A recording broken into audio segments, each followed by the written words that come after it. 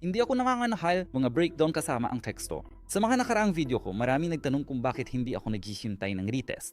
Ngayon ay ipapaliwanag ko, meron akong malinaw na estratehiya.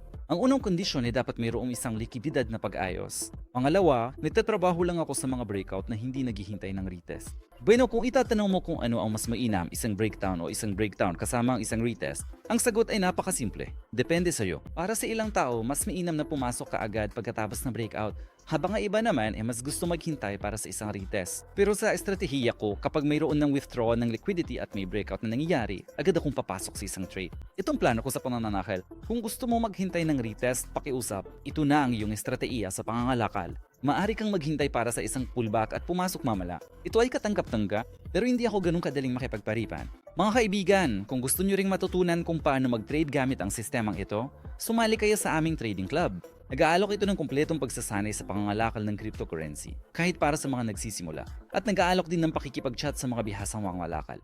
Makikita ang link papunta sa aming crypto community sa description ng aming funnel. Bueno, at ang pag-access ay libre.